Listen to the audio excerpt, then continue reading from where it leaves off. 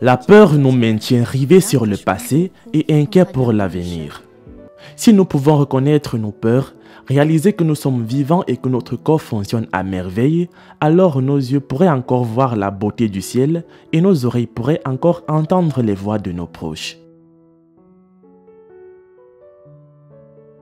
Elle s'appelle Clémentine, une dame qui a survécu au meurtre de son propre mari avec qui elle a été mariée. Cela s'est produit parce que son mari avait un problème et il ne pouvait pas mettre une femme enceinte.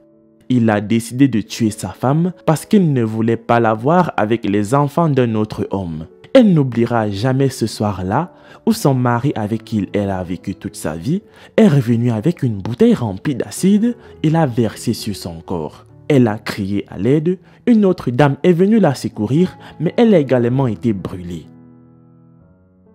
Nous nous demandons comment cela s'est produit. Comment est-ce qu'il a eu le courage de tuer sa propre femme et a dû la brûler goutte après goutte jusqu'à ce qu'elle perde ses oreilles et que son corps se transforme en ça. Nous avons voyagé dans ce village lointain pour rendre visite à cette dame afin qu'elle puisse raconter son histoire au monde et obtenir un traitement car la douleur qui émane de ses cicatrices s'aggrave au fil des jours. Mais avant de poursuivre, voici la question du jour. Quelle est la race de poisson sur la photo? A. Un thon. B. Une morue. C. Un rascasse. J'attends vos propositions dans les commentaires et la réponse exacte vous sera donnée à la fin de la vidéo. N'oubliez pas également de mettre un like si la vidéo vous plaît et de vous abonner sur James 2.0. Clémentine est née comme une jeune fille normale et heureuse dans ce village. Elle grandissait petit à petit tout en aidant ses parents aux différentes tâches ménagères comme aller chercher de l'eau, faire la vaisselle et bien plus encore. Selon ce qu'elle dit, sa famille n'était pas la plus heureuse du monde. Ses parents n'ont jamais vécu dans une relation heureuse parce qu'elle les a toujours vus en train de se battre tous les jours. Au début, elle avait peur et vivait dans le regret. Mais comme ils se battaient jour et nuit, elle s'est ensuite habituée à cette vie. Elle ne pouvait plus vivre avec eux comme ça. Elle a alors décidé d'aller vivre seule parce qu'elle était déjà âgée. C'est à ce moment-là qu'elle a déménagé en ville et a commencé à vivre sa propre vie, même si ce n'était pas très facile. Clémentine a ensuite rencontré un homme beau et intéressant et ils sont tombés amoureux. En peu de temps, cela a grandi et s'est transformé en une relation sérieuse. Et c'est à ce moment-là qu'ils ont commencé à penser au mariage. Peu de temps après, ils se sont mariés. Elle dit qu'elle pensait qu'elle faisait quelque chose qui allait la rendre heureuse, mais elle ne savait pas qu'elle ruinait littéralement sa vie pour toujours. Après le mariage, elle a passé 2 ans sans avoir de bébé. Elle a également commencé à se battre avec son mari et tout le monde pensait que l'autre partenaire avait un problème. Elle lui a demandé d'aller à l'hôpital pour un examen, mais il a toujours refusé. Lorsqu'il a accepté et s'est rendu à l'hôpital, les résultats ont montré que c'était lui qui avait un problème et qu'il ne pouvait pas mettre une femme enceinte. Lorsque tous les deux ont su pourquoi ils ne pouvaient pas avoir d'enfant, celui-ci était si gêné par la façon dont il battait et maltraitait tous les jours sa femme. Il était la raison pour laquelle il ne pouvait pas avoir d'enfant, alors il s'est éloigné et l'a abandonné. Vivant dans la maison toute seule, elle accepta le fait que cela s'était produit. Elle a commencé à vivre et à travailler dans l'espoir de devenir une meilleure personne. Elle dit qu'elle ne voulait pas entrer dans une autre relation à cause de ce qui lui était arrivé.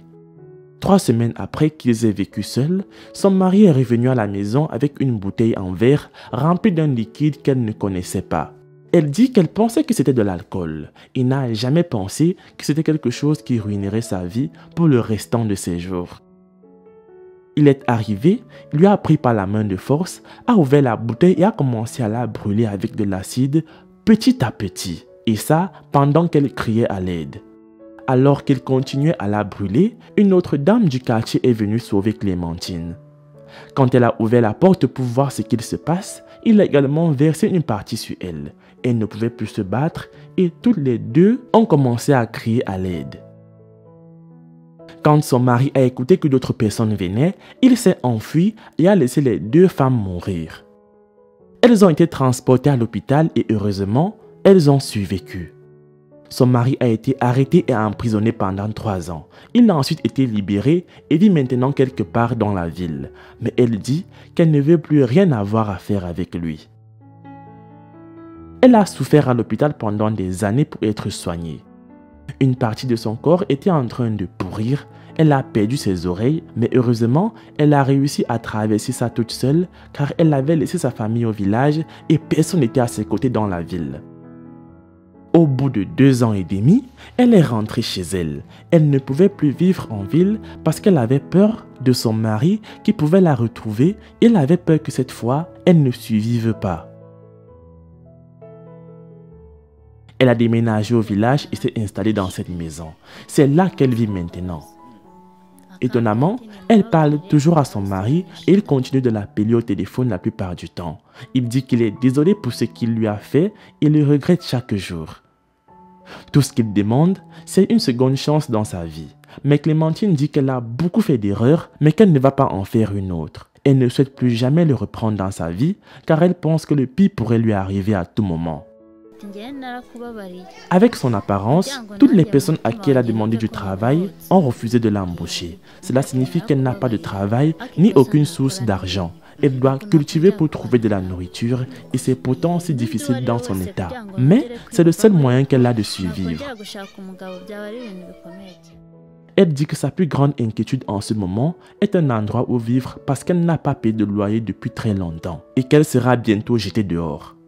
Cette maison est l'une des raisons pour lesquelles elle demande de l'aide. Clémentine souffre aussi beaucoup à cause de cette cicatrice. Elle demande de l'aide pour pouvoir se rendre dans un meilleur hôpital et recevoir un traitement avancé car elle ne dort pas presque toute la nuit à cause de ces cicatrices douloureuses. Les fonds qui seront utilisés pour lui donner un traitement avancé seront versés via le lien Giving Life qui se trouve dans la description de la vidéo.